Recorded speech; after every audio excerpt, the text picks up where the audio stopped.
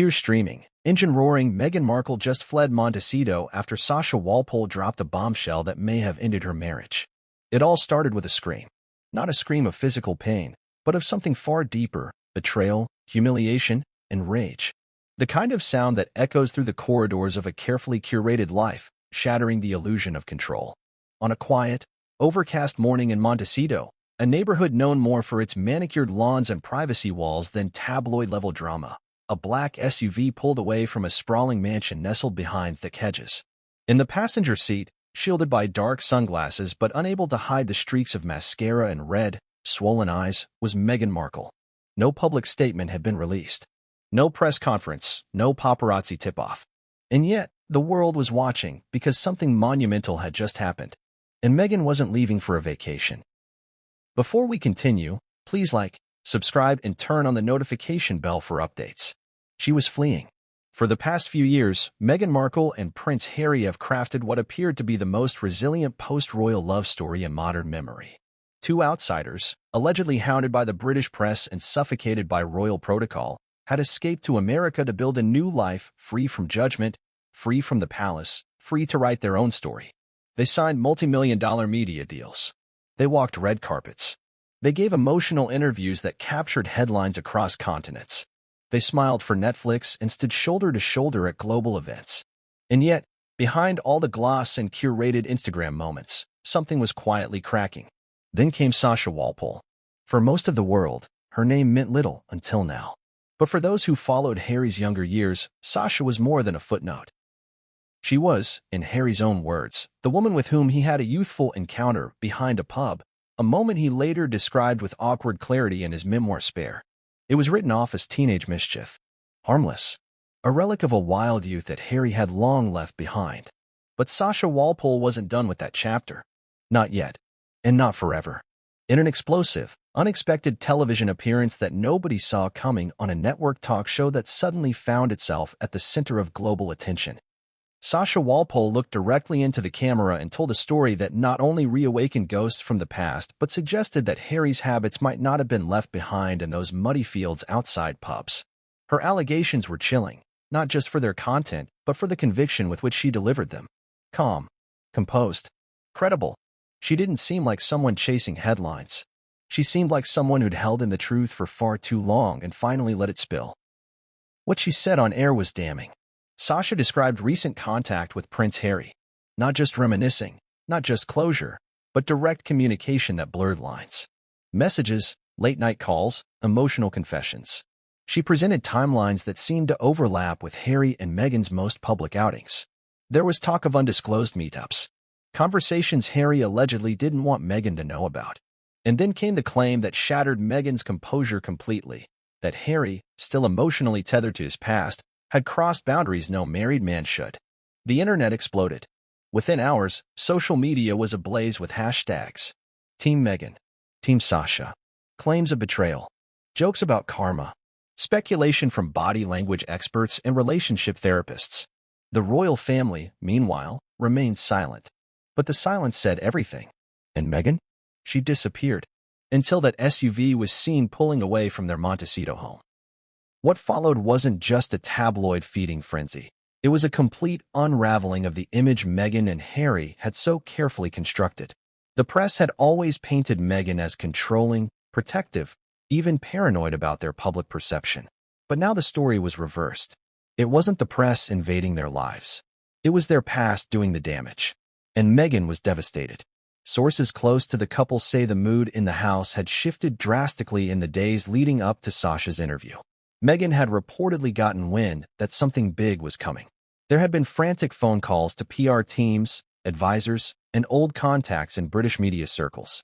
One source claimed Meghan even reached out to Netflix executives to ask for support in quelling what she described as unfounded character assassination.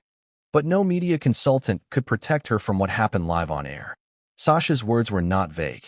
They were personal, intimate. They named names. They shared locations. And above all, they rang true. What makes this story even more explosive is the timing. Just weeks earlier, Meghan and Harry had made a rare joint appearance at a charity gala in New York. They smiled. They posed. They whispered in each other's ears. Body language analysts praised the intimacy. Tabloids declared it a royal rebound. But now, in light of Sasha's revelations, that entire performance looks like it was scripted to mask a storm that had already begun brewing. Behind the glitz of the flashbulbs, Meghan reportedly already knew. And when the story finally went public, the pressure became too much. What does it mean when the private demons of a marriage become global entertainment? What happens to trust, to dignity, to the idea of rebuilding a life when millions are watching every crack, every tremble, every blink of an eye? That's the story this video will explore. This isn't just a tale of betrayal or an ex-girlfriend seeking relevance. This is a dismantling of a fairy tale. A public reckoning of a couple who once captured the world's sympathy and admiration, now on the verge of collapse, not because of politics or paparazzi, but because of choices made in the shadows. You'll hear what Sasha said that sent Meghan spiraling. You'll discover what insiders close to the Sussex household are leaking now. We'll follow Meghan's path from silence to sobs. And we'll reveal what this means for the future of a couple whose entire brand was built on the foundation of love and defiance. As we peel back the layers, you'll start to wonder, was this breakup inevitable? Stay with us, because what comes next will shock you. It began with a knock, firm, rushed, but not panicked. Just after dawn, inside the sprawling, ivy-draped walls of the Montecito mansion that had become Harry and Meghan's sanctuary from the world, something was already unraveling. A housekeeper, pale and trembling, would later whisper to a close friend that Meghan hadn't slept, that she'd been pacing in the hallway like a trapped animal, her phone clutched in one hand, an empty wine glass in the other. She'd received another alert, another headline, another clip of Sasha Walpole's words making the rounds across news broadcasts and social media platforms. But it wasn't the content alone that rattled her. It was the public's reaction. Outside their gated estate, the media had begun to gather again, just like in the old days, when Harry and Meghan had fled the UK under a fog of paparazzi lenses. A few outlets had drones illegally hovering above the property lines. Others had staked out near private roads, hoping for the million-dollar shot. Meghan's reaction. They didn't know yet that she was about to give it to them. Just after 7 a.m., Meghan emerged from the front door in a long hoodie that seemed too large for her frame. Her hair was unkempt. She wasn't wearing makeup.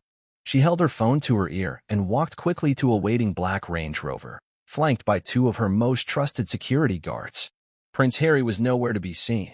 A visibly shaken Meghan climbed into the back seat and, without even a glance at the cameras hidden in the hedges, she slammed the door. The SUV moved with unusual urgency down the winding driveway. To the world outside, it looked like a sudden escape. But to those closest to her, it was something else entirely. It was a meltdown. The emotional tension in the Sussex household had been building for days. According to multiple insiders familiar with the family's inner circle, Meghan had been dealing with sleepless nights and anxiety attacks since rumors of Sasha Walpole's interview first emerged. Though she'd initially dismissed the whispers as irrelevant noise from the British press, things escalated quickly once promotional material for the interview aired, featuring Sasha's unmistakable voice hinting at a recent betrayal that stunned even her. Meghan knew exactly what was coming. She may not have known every detail, but she understood the gravity. Harry was evasive, the sources said. Meghan demanded to know what exactly Sasha could possibly mean. What had he said? What had he done? And why was this woman, long thought to be a distant memory, speaking out now? The confrontation that followed between Harry and Meghan, according to a longtime friend of the couple, was volcanic. Meghan accused Harry of lying to her, not just about Sasha, but about the nature of their connection. Was she just a footnote in a tell-all memoir? Or was there something deeper? The most damning question Meghan reportedly asked, over and over again, was simple. Did Harry talk to her recently? And if so, why? Sources say Harry initially denied any recent communication. But when confronted with screenshots of social media activity, likes, follows, deleted messages Meghan had reportedly unearthed, he faltered. He admitted to a few harmless exchanges. A moment of weakness. Curiosity. Nothing more. Meghan didn't buy it.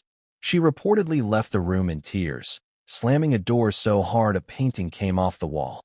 What many people fail to understand about Meghan Markle is the depth of her psychological need for control. This isn't about arrogance. It's about survival. Since entering the royal family, she's fought a war against the narrative spun around her, from British tabloids, royal aides, ex-friends, and now, apparently, ex-lovers of her husband. Every aspect of her image, her identity, had to be manufactured, guarded, perfected. That's why the scandal cut so deeply. It wasn't just that Harry may have emotionally or physically betrayed her. It was that he did so in a way she couldn't contain. That's what shattered her. What made this moment especially devastating was the silence coming from Harry after the interview aired. He did not issue a denial. He did not defend Meghan in public.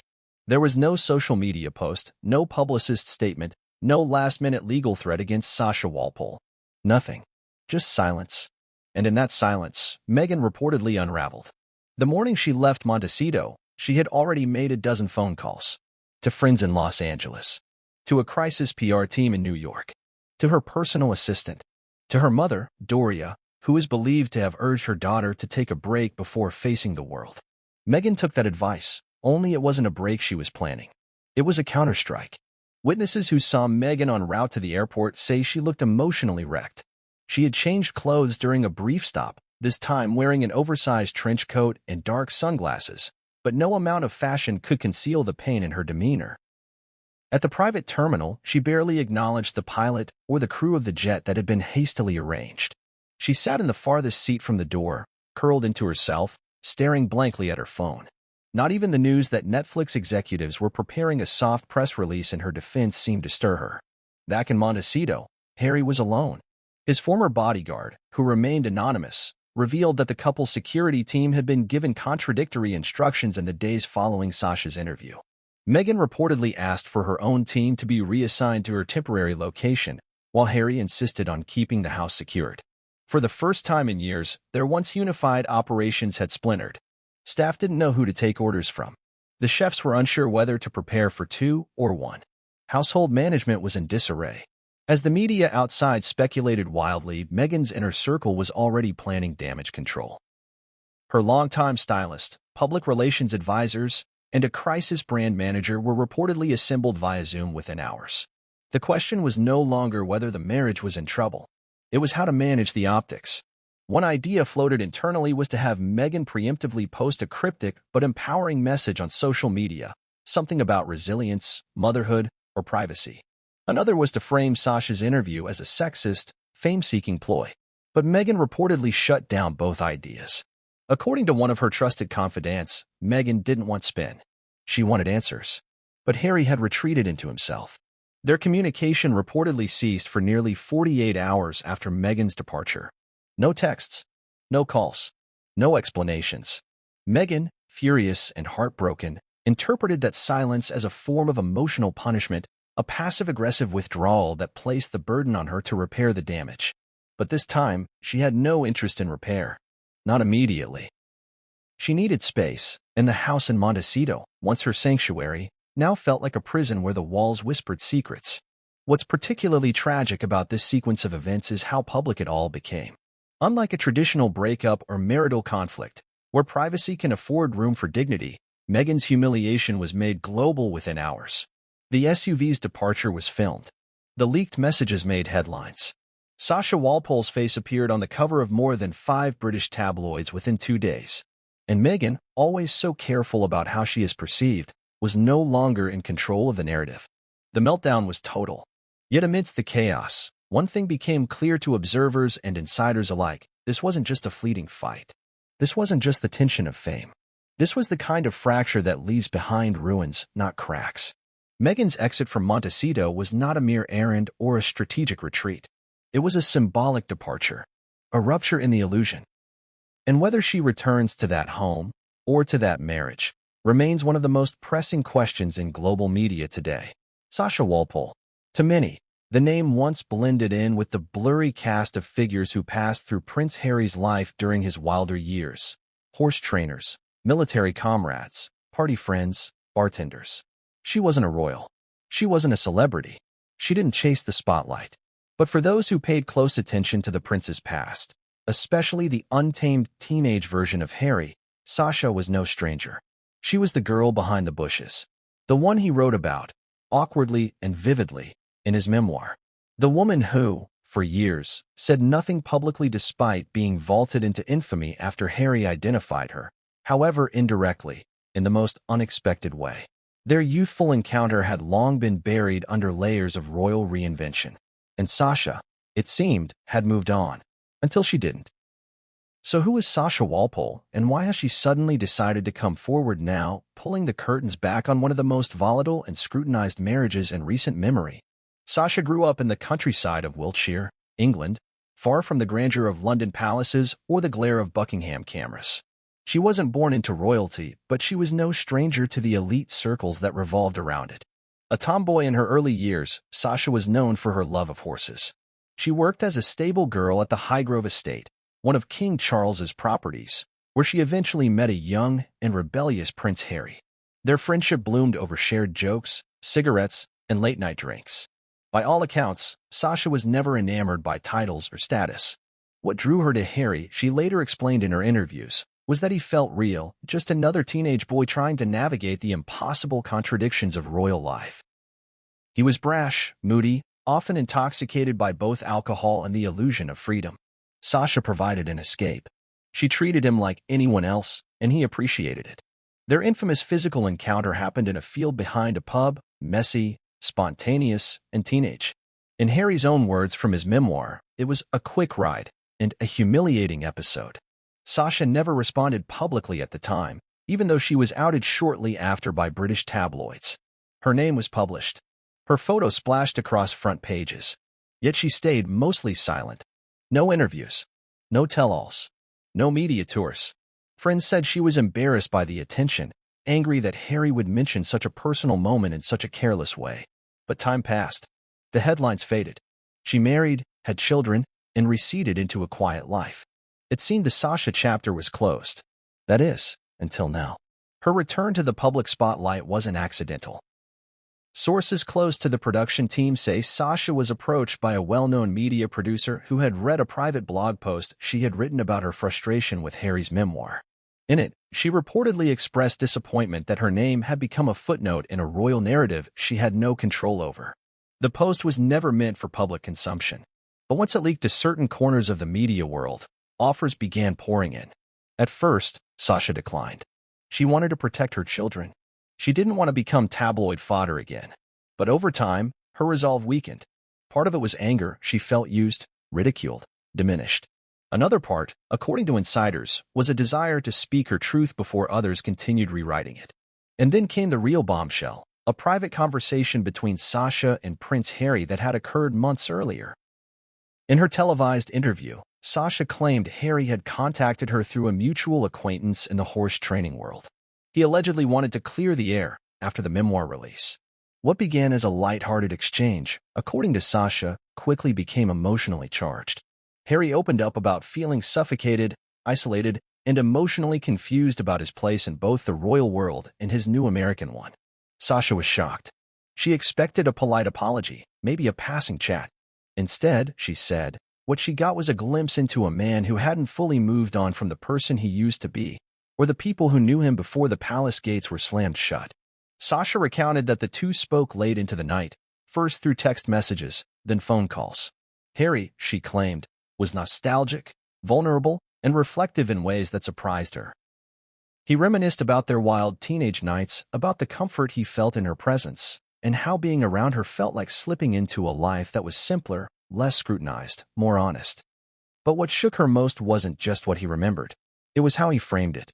He allegedly spoke of feeling unseen in his current life, of how he sometimes missed the days when he could go to a pub without fear, have a laugh without needing security clearance, and be with someone who didn't expect him to carry the burden of the crown or the counterweight of rebellion against it. Sasha told the interviewer that it wasn't so much what Harry said, but how he said it. It felt like longing. It felt like regret. When pressed by the interviewer about whether the conversations ever turned flirtatious, Sasha hesitated. Then, with piercing honesty, she admitted, he said things a married man shouldn't say. She didn't offer every detail. She didn't have to. The public immediately filled in the blanks. Was there an affair? Was it emotional infidelity? Was this Harry reaching out for closure? Or something more? The effect was seismic. Overnight, Sasha Walpole went from being a curious side note in a royal memoir to a central figure in what many believed was the beginning of a royal unraveling. Social media ignited. Journalists dug deeper into her background. Every photo, every former classmate, every old tweet. Everything about her life was suddenly subject to intense scrutiny. And yet, the strange thing was that Sasha didn't run from it. She embraced the moment with a kind of grace that surprised even her critics. In a follow-up segment aired the next day, Sasha addressed the backlash. "I didn't come here to destroy anyone," she said, her voice calm. "I came here because I deserve to have a voice in a story that involved me without my permission. And because I believe people should know that fairy tales aren't always built on truth." Her words sent shockwaves through both the UK and US media landscapes. Critics accused her of seeking fame, of clout chasing, of betrayal. But a significant portion of the public sided with her. They saw a woman who had been dragged into a global narrative without consent, who had remained silent for years, and who finally decided to set the record straight, regardless of the consequences. Those consequences were immediate and harsh. Tabloids ran opposing headlines. One labeled her a wrecking ball in heels, while another praised her as the woman who exposed the illusion. In Montecito, Meghan reportedly exploded upon seeing the second interview. According to a source close to her team, Meghan interpreted Sasha's claims not just as an attack on Harry, but on the very foundation of their relationship. "She's trying to paint him as lost, as weak," Meghan allegedly told her inner circle. "She wants to rewrite our story." But what Meghan may have missed, and what Sasha subtly implied, was that Harry himself might have already begun rewriting that story long before the interview aired. The public reception of Sasha Walpole didn't fall cleanly along political or cultural lines. It wasn't just monarchist or anti-Meghan voices praising her. It was mothers, divorcees, therapists, and ordinary women who saw in Sasha a symbol of the unspoken emotional labor often required to protect the egos of powerful men. She wasn't out for revenge, they argued. She was standing up for her right to not be silenced or erased. The gravity of the situation deepened when Sasha revealed that she had kept screenshots of the conversations, messages, and call logs that could back up her claims. Though she stopped short of publishing them during the first round of interviews, she hinted that if pushed, she might be willing to show proof. "I didn't come forward lightly," she told the interviewer. "But I won't be gaslit into silence again." Those words, gaslit into silence, landed like a hammer. In an era of #MeToo and increasing awareness around emotional manipulation, the public began to reevaluate the narrative they'd been sold about Harry and Meghan's union. Was it truly a love story built on mutual healing? Or had it always been more complicated, more fragile? Sasha's voice, once relegated to a few paragraphs in a memoir, now became the voice of reckoning. She also made it clear that she wasn't proud of the past. It wasn't romantic. It was messy. "We were kids," she said of the night behind the pub. "But I didn't deserve to be reduced to a joke. I didn't deserve to be used as some strange confession in a book written to sell trauma." That sentiment echoed loudly across the internet. Suddenly, critics began to examine Harry's memoir more critically. Was it a form of oversharing that benefited him while harming others? Were his truth bombs meant to heal or to shift blame? And if he was willing to expose that level of intimacy from his past, how much more was he willing to keep hidden in his present? As the public's attention swiveled from Sasha back to Harry, the pressure mounted. Reporters began asking tougher questions.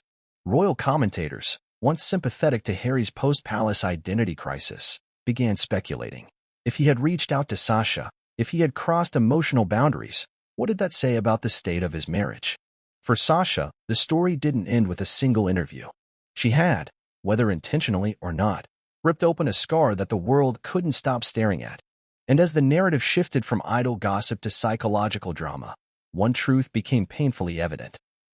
Sasha Walpole wasn't just the woman behind the bushes anymore. She was the woman who might bring down a royal myth. The moment the cameras flickered on and the red, live indicator illuminated, the world held its breath. The studio lights brightened, casting a soft halo over Sasha Walpole as she sat calmly across from a seasoned interviewer known for high-profile exclusives. She wore no dramatic outfit, no excessive makeup, no designer jewelry. She was deliberately plain, by design or by instinct, forcing the world to focus solely on her words, not her appearance. And when she finally spoke, the ripple effect was instant. What she said in that first 5 minutes will likely go down as one of the most dissected moments in royal history. "I kept quiet for 20 years, Sasha began, her tone neither bitter nor apologetic. But when you've been spoken about in front of millions, when your name becomes public property without your permission, eventually, something inside you snaps. And I snapped when I saw him on that stage pretending like that past never mattered." The interviewer, deliberately allowing the silence to build tension, let her words settle. Do you believe Harry cheated on Meghan with you? They asked. Sasha didn't blink. She didn't fumble. I believe he betrayed her, she said. If not physically, then emotionally. And to someone like Meghan, emotional betrayal might cut even deeper. She went on to describe private conversations that, according to her, took place within the past 12 months. The texts started innocently, she claimed, Harry reaching out, asking how she was doing after the media reignited interest in their shared past. At first, she ignored him, but his messages persisted. He apologized. He said he had regrets. He missed the version of himself that didn't need to wear a mask every day. The audience watching live couldn't believe what they were hearing. Prince Harry, often seen as the royal rebel turned protective husband, allegedly reaching out to the very woman he once described in the most humiliating terms in his memoir. The contradictions were jarring. Sasha described late-night calls that lasted hours, sometimes with Harry speaking in hushed tones so as not to wake anyone in the house. She claimed he talked about his loneliness in America, how he felt like a man out of place, performing for cameras and constantly trying to live up to Meghan's expectations. He allegedly confided that he often wondered what his life would have looked like had he never gone to that party where he met Meghan. The hypothetical wasn't shared with malice, she said, but with a sadness that felt genuine. It was during one of those late-night conversations, according to Sasha, that Harry crossed the line. He told me I was the last person he remembered feeling free with, she said softly. He said everything since then had been performance, running, hiding, pretending. That I reminded him of who he really was, and that maybe that was a mistake he never should have let go. The studio went quiet. The interviewer, visibly stunned, asked the natural follow-up. Did you feel like he was trying to rekindle something? Sasha nodded slowly. I don't know what he expected from me. Maybe he just needed an emotional lifeline. But the way he spoke, it wasn't platonic. What followed was a detailed timeline, specific dates and timestamps of when messages were exchanged, when calls took place, even cross-referencing Harry's known travel schedule. Sasha claimed one of the longer conversations happened the same weekend Meghan was photographed alone at a public event, smiling stiffly for cameras while Harry's absence was blamed on scheduling conflicts. But the most devastating blow came next. Sasha revealed that she had saved some of the communications, not because she planned to use them, but because she didn't trust what would happen once the story exploded. She had screenshots. She had call logs. She had proof. And while she hadn't shown them to the public, yet, her suggestion was clear. If anyone tried to paint her as a liar, she would release them. The threat hung in the air like thunder. Across social media, hashtags exploded. Hashtag Sasha speaks, hashtag Harry exposed, hashtag emotional cheating. News outlets cut into regular programming to replay the interview segments in full. Even in the United States, where royal drama often takes a back seat to domestic scandals, the story was headline material within minutes. The segment wasn't just salacious. It was strategic. Sasha had agreed to the interview under specific conditions: no ambush questions, no editing of her words, and no sensationalized music or graphics. She wanted the tone to be serious, not scandalous.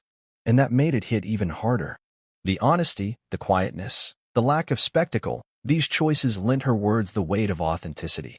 The second half of the interview shifted into deeper emotional territory.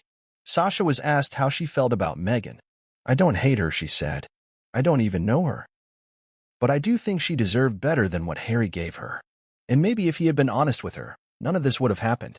But it's not my job to protect a marriage that's built on lies. Then came the quote that set the internet ablaze. I think Meghan left the palace to escape a crown. What she didn't realize was that the real weight she'd carry would be Harry himself. It was savage. It was raw. And it touched a nerve. Critics immediately pounced, accusing Sasha of overstepping. Meghan supporters flooded online platforms with posts about how betrayal should never be platformed. But Sasha's defenders pushed back, saying she hadn't betrayed anyone. She had simply refused to be silent when the man who once shared her bed also shared her name in print without asking. In the final moments of the interview, Sasha was asked what she hoped would happen next. I don't want fame. I don't want money. I just want the truth to be known, she said. For all the talk about Harry and Meghan's truth, well, this is mine. Then the camera zoomed in slightly. And if Meghan's crying now, it's not because of me. It's because the man she loves wasn't honest. That's on him. With those final words, the screen faded to black. Within hours, the damage was irreversible. Meghan's representatives declined to comment. Harry disappeared from public view. And Sasha Walpole, once a name from a single paragraph in a memoir, had rewritten the front page of the Sussex fairy tale with 7 words spoken live. He said things a married man shouldn't. The moment Sasha Walpole uttered the words, "He said things a married man shouldn't," the world rushed to draw its own conclusions. Lines were drawn, opinions solidified, and battle-ready takes flooded the media. But at the heart of the conversation remained one complicated, unresolved question. Was what Prince Harry did actually cheating? It's not a question easily answered. Especially not when the figures involved are not ordinary people but public symbols, representatives of ideals, burdened with the added pressure of expectation, spectacle, and legacy. When a former prince and his actress-turned-duchess wife get tangled in controversy, every whisper, message, and glance carries weight. Every word is a headline. The definition of cheating, to many, remains rigid, physical intimacy outside the boundaries of a committed relationship. A kiss. A night spent in a stranger's bed. A hidden affair that thrives in the shadows. But modern understandings of betrayal go far beyond the physical. There is emotional cheating, digital infidelity, and what psychologists refer to as intimacy displacement, a redirection of connection, energy, and validation to someone outside the primary relationship. And if Sasha's claims are accurate, then Harry, at the very least, engaged in a form of betrayal that is not so easily excused. Let's break it down. Critics immediately pounced, accusing Sasha of overstepping. Meghan supporters flooded online platforms with posts about how betrayal should never be platformed. But Sasha's defenders pushed back, saying she hadn't betrayed anyone. She had simply refused to be silent when the man who once shared her bed also shared her name in print without asking. In the final moments of the interview, Sasha was asked what she hoped would happen next. "I don't want fame. I don't want money. I just want the truth to be known," she said. "For all the talk about Harry and Meghan's truth, well, this is mine." Then the camera zoomed in slightly. "And if Meghan's crying now, it's not because of me. It's because the man she loves wasn't honest. That's on him." With those final words, the screen faded to black. Within hours, the damage was irreversible. Meghan's representatives declined to comment. Harry disappeared from public view. And Sasha Walpole, once a name from a single paragraph in a memoir, had rewritten the front page of the Sussex fairy tale with 7 words spoken live. He said things a married man shouldn't. The moment Sasha Walpole uttered the words, "He said things a married man shouldn't," the world rushed to draw its own conclusions. Lines were drawn, opinions solidified, and battle-ready takes flooded the media. But at the heart of the conversation remained one complicated, unresolved question. Was what Prince Harry did actually cheating? It's not a question easily answered.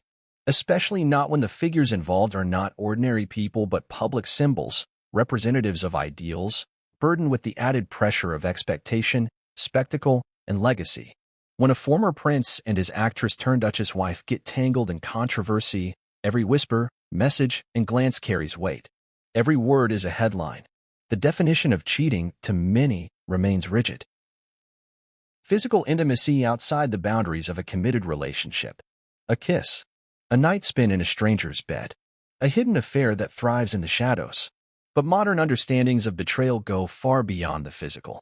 There is emotional cheating, digital infidelity, and what psychologists refer to as intimacy displacement, a redirection of connection, energy, and validation to someone outside the primary relationship. And if Sasha's claims are accurate, then Harry, at the very least, engaged in a form of betrayal that is not so easily excused. Let's break it down. According to Sasha, Prince Harry reached out to her under the guise of reconciliation and closure. A simple conversation. A few nostalgic messages. But those messages, by her own account, morphed into late-night phone calls, emotional confessions, and expressions of longing. He told her he felt seen with her in ways he didn't anymore. That he missed the simplicity of their shared past. That he often wondered what life would have been like had he chosen differently. Even if nothing physical happened, these statements are not neutral. They're emotional landmines. For a partner like Meghan, who has spent years building a life, brand, and family with Harry, all under the microscope of public judgment, this sort of emotional wandering isn't just a bruise. It's a fracture. Relationship experts have long warned that emotional infidelity can be more devastating than physical cheating. It destabilizes the foundation of trust and replaces it with quiet questions that never get clean answers. Why did he go to her? What was he getting from her that I couldn't give?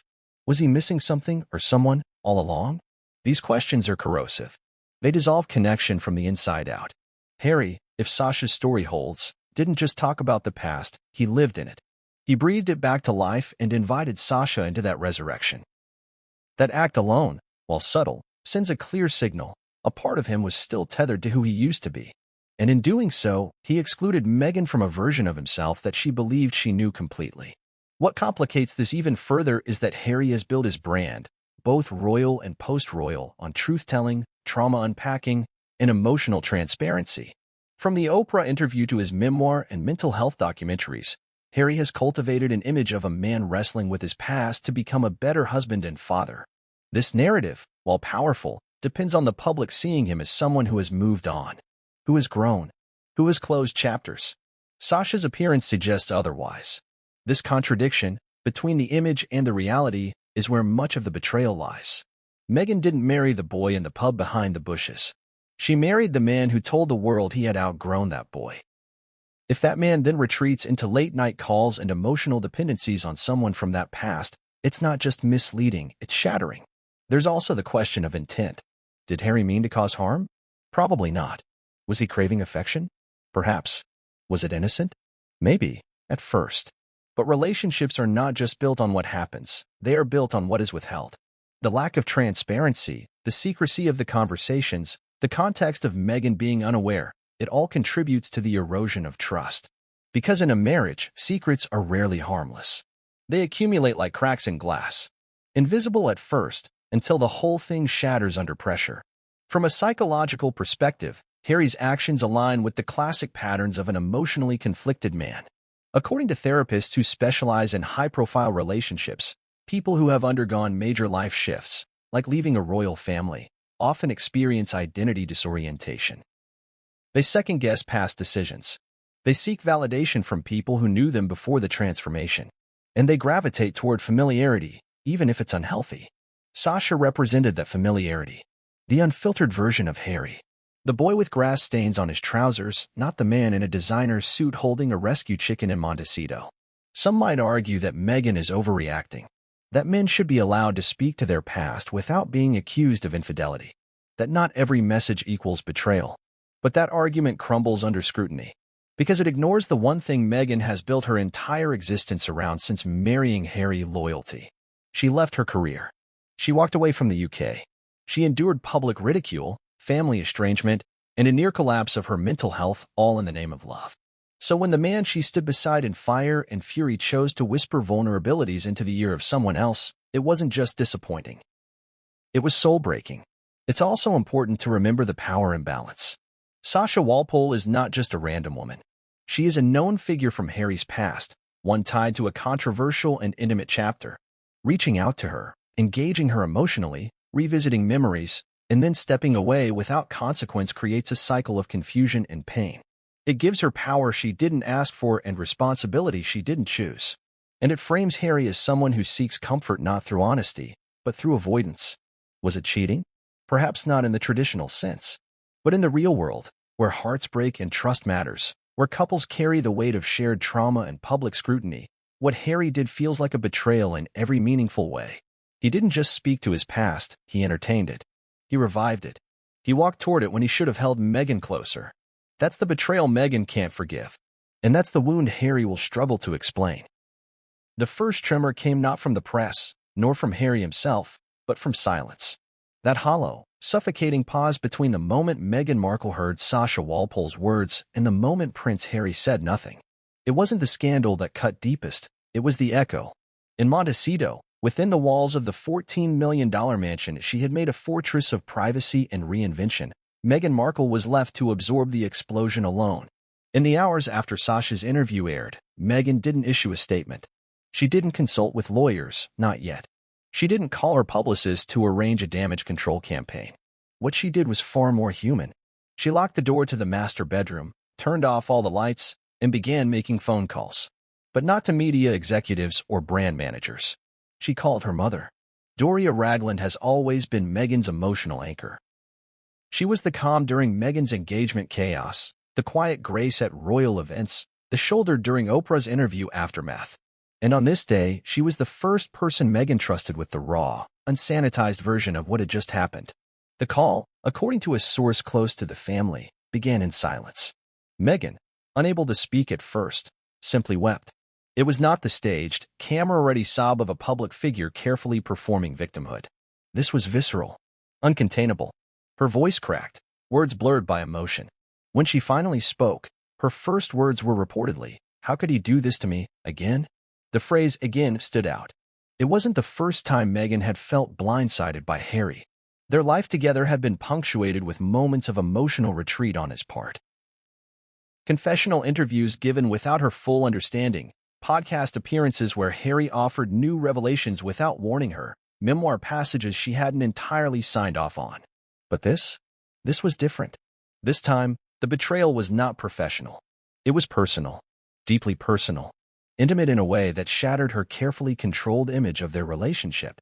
And worse still, the betrayal had unfolded in front of the world. Within minutes, Meghan was on the phone with one of her most trusted Hollywood friends, an anonymous female confidant she'd known since her days on the set of Suits. This friend, who has spoken off the record to reporters in the past, described Meghan as being in a freefall. She kept saying, "I look like a fool. They're all going to say I was just a brand, not a wife. That I couldn't keep him." It wasn't about the public at that moment. It was about Harry. She couldn't understand why he didn't shut it down. While Meghan cried on the floor, her phone continued buzzing. Notifications rolled in endlessly, news updates, trending hashtags, paparazzi alerts. Some messages were from fans offering support. Others were cruel, mocking her tears, calling it karma, calling her marriage a brand built on convenience. She turned off her phone eventually, but not before seeing a headline that twisted the knife. "Sasha, I was his last honest moment." That phrase haunted her. Inside the house, staff were instructed not to disturb her. Her security detail remained posted, but her personal assistant was given a direct order not to enter her private quarters unless summoned. For nearly 24 hours, Meghan remained isolated in her wing of the house. No food, no communication with Harry, just silence and pain. Those around her didn't know how to respond. One source described the household as walking on eggshells. Meals were cooked and left untouched. Deliveries arrived and went unacknowledged. A Netflix representative emailed her directly to offer a team of PR professionals to handle press inquiries, but received no reply. Meghan wasn't thinking about optics. She was grieving, and this grief had layers. The first was betrayal. The second was embarrassment. But the third was something much harder to articulate: doubt. For the first time since meeting Harry, Meghan found herself questioning the foundation of their love. Had she been the one driving everything? Had Harry simply followed because he was too wounded, too afraid to lead? Had she married a man who, deep down, still wanted to be somewhere, or with someone else? It was a brutal line of introspection, one that led to another round of frantic phone calls the next day, this time to her business manager, her attorney, and finally, her therapist. The therapist's report, leaked anonymously days later, painted a portrait of a woman spiraling toward emotional collapse. Meghan reportedly described feeling publicly humiliated and deeply unsafe in her own relationship. She feared that if Harry was willing to cross emotional boundaries once, he might already have done it before, or might do it again.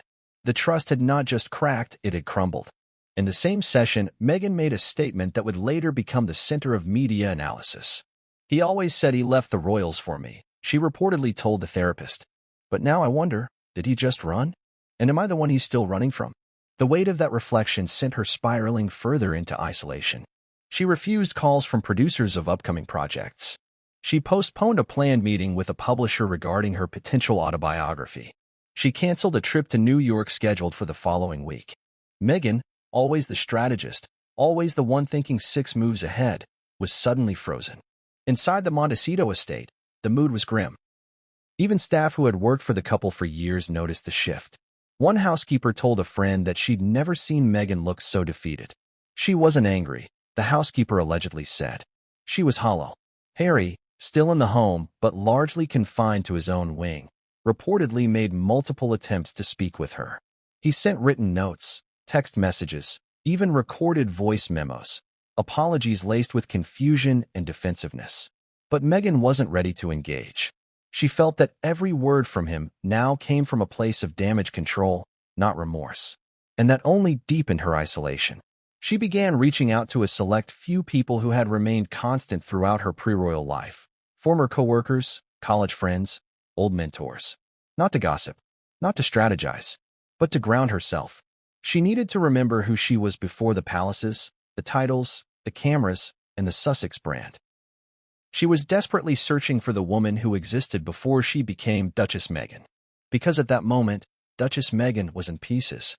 Among the most telling phone calls was the one she made to a philanthropic partner who had recently collaborated with Archewell, their joint charity. Meghan, through tears, reportedly apologized in advance for any negative impact the scandal might have on their upcoming campaign. It was a small gesture, but it revealed where her mind was. Even in crisis, she was thinking about reputational damage. Because Meghan Markle wasn't just grieving a marriage. She was grieving the collapse of an empire she helped build. By the third day, the tears began to fade, but not the isolation. Meghan was no longer sobbing. She was planning. Not in the way a woman plans revenge, but in the way someone prepares for war. Quietly, methodically. A strategy was beginning to form. She'd speak when she was ready, but when she did, it would be on her terms. For now, she remained in Montecito physically, but emotionally, Meghan had already left. In the silence that followed Sasha Walpole's explosive televised revelations and Meghan Markle's emotional retreat from Montecito, all eyes turned across the Atlantic to Buckingham Palace. The House of Windsor, long masters of the cold, measured response, found themselves once again at the epicenter of a scandal they did not orchestrate, but certainly did not ignore. Behind the stone walls, far from the public eye, the royal family was reportedly watching every second of this slow implosion with a mix of restrained satisfaction, private concern, and, in some quarters, undisguised glee. For years, Prince Harry and Meghan had positioned themselves as royal exiles, victims of a centuries-old institution unwilling to adapt. Their Oprah interview, their Netflix docuseries, the memoir Spare. Each had peeled back the palace curtains and painted senior royals, especially King Charles, Queen Camilla, and Prince William, as cold, distant, or outright complicit in the couple's suffering. The relationship between the Sussexes and the rest of the family had long since frayed. But even within the stiff upper-lip ethos of British royalty, there are moments when control gives way to curiosity. This was one of them. According to palace insiders, the first to respond, albeit privately, to the Sasha Walpole interview was Prince William. Not with a statement, not with an angry outburst, but with a quiet smirk during a late-night debriefing with key advisors. The future king, known for his caution and rigidity, has always maintained a strict policy of never complain, never explain. Yet in this moment, as aides brought him the transcript of Sasha's words and Meghan's suspected reaction, William reportedly said just 5 words. He always was a fool. It wasn't just about the scandal. It was about the pattern. William, who had spent years privately frustrated by his younger brother's unpredictable behavior, had long feared that Harry's need for emotional affirmation would backfire. During their most heated arguments, especially around the time of Harry's wedding, William is said to have warned him that chasing peace outside the palace doesn't mean you'll find it in California. Now, as the events unfolded exactly as he'd predicted, William reportedly felt vindicated. But not all reactions inside the palace were smug. King Charles, a father before a monarch, was deeply unsettled. Though his relationship with Harry had been bruised again, and almost entirely broken in recent years, the king still carried the weight of responsibility for his son's decline. Courtiers close to him say he expressed deep sadness upon hearing the details of the scandal. During his daily briefing, Charles allegedly stared at the news coverage and muttered, "When will it end?" It wasn't the scandal itself that upset him, it was what it symbolized. His son, the prince he had once hoped would modernize the monarchy alongside William, was now embroiled in a transatlantic soap opera that made the Windsors look like the saner half of the family feud. Charles, ever the image-conscious sovereign, recognized how the saga distracted from key Commonwealth initiatives and undermined royal credibility on the world stage. Queen Camilla, on the other hand, was less charitable. According to palace insiders, Camilla made a withering comment during a private luncheon with friends, "Let them destroy each other. Saves us the trouble." For Camilla, whose own image had suffered deeply in the 1990s due to her involvement in the Charles-Diana affair, that hypocrisy wasn't lost. Meghan had accused the monarchy of cruelty, manipulation, and betrayal. Now, it appeared she was facing those same accusations from within her own home. Camilla's circle. Staunch traditionalists and loyalists to the crown viewed the Sussex implosion as poetic justice. They considered it a validation that the institution, despite its flaws, wasn't the villain Harry and Meghan had claimed. The villain, they implied, was the fantasy of independence, of celebrity marriage without royal discipline, of brand building without boundaries. The royal courtiers, those mysterious figures who operate behind the scenes with military precision, were already in motion. Briefing documents were prepared. Talking points circulated discreetly through the Foreign Office and Diplomatic Corps. Every ambassador from Australia to Canada was armed with non-committal language should the topic arise. It's a private matter. We wish all members of the royal family W. A very subtle shift began to take place in the background. Invitations to royal events, which had quietly included Harry and Meghan's names on backup lists, were revised. A planned dedication ceremony in Africa involving Commonwealth youth, which was once considered a potential opportunity for reconciliation, was suddenly reassigned to Prince Edward and Sophie, the Duke and Duchess of Edinburgh. Analysts in royal circles began referring to it as the freeze. The freeze is an old tactic, used to distance the crown from problematic figures without public confrontation. You don't attack. You erase. You stop inviting. You stop commenting. You allow time, space, and public opinion to do the damage. And in this case, the freeze seemed to be working. Meanwhile, Prince William was working behind the scenes to shore up his own image.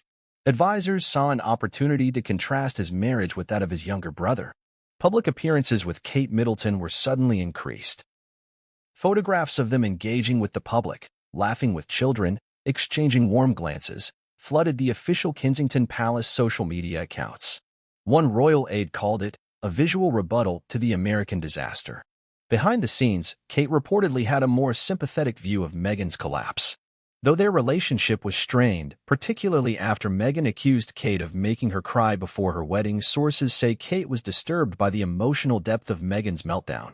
In private, she allegedly told a confidant, "No woman deserves that kind of betrayal, especially not under that much scrutiny." Still, sympathy does not equal alliance. The palace was firm. No statements, no comment, no contact. And yet, curiosity bloomed behind those historic walls. Several younger royals, Princess Eugenie, Zara Tindall, and even Lady Louise, were reportedly following the drama closely. Text messages were exchanged. Private group chats buzzed. Can you believe it? One of them allegedly wrote, "Harry and Sasha? Meghan must be livid." Even palace staff, bound by confidentiality agreements, couldn't hide their fascination. Royal kitchen workers, florists, even chauffeurs whispered theories in corridors and shared phone clips of the interview during breaks. For a monarchy built on stoicism, the scandal had become an irresistible drama, a story as gripping as any Shakespearean tragedy, only now with Wi-Fi and high-definition replays. Still, despite the palace's outward detachment, there remained an underlying sense of dread. What would Meghan do next? Would she fight back publicly? Would Harry issue a denial that pulled the palace into another crossfire? Would Sasha release the alleged texts and audio files? The royal family had survived worse: abdications, affairs, death, and divorce. But this was something different. This was a slow-motion disintegration playing out on a global stage, with players who were no longer bound by tradition or protocol. Harry and Meghan had unshackled themselves from the palace, and now, untethered, they were spiraling publicly. And yet, perhaps the most telling reaction came from the one royal who said nothing. Princess and the king's sister offered no commentary. But when asked by a photographer outside a recent charity engagement if she had heard the latest Sussex scandal, she stopped briefly, turned, and smiled. "That's the thing about storms," she said. "They pass." In a stunning turn of events, Sasha Walpole, the woman Prince Harry once called his first, has come forward with shocking claims of secret calls, emotional betrayal, and hidden conversations that reportedly sent Meghan spiraling into an emotional breakdown. Why now? What exactly did Harry say that left Meghan shattered and sobbing? And could this be the final crack in their fragile, high-stakes marriage? Stay tuned, because what you're about to hear changes everything you thought you knew about the Sussexes.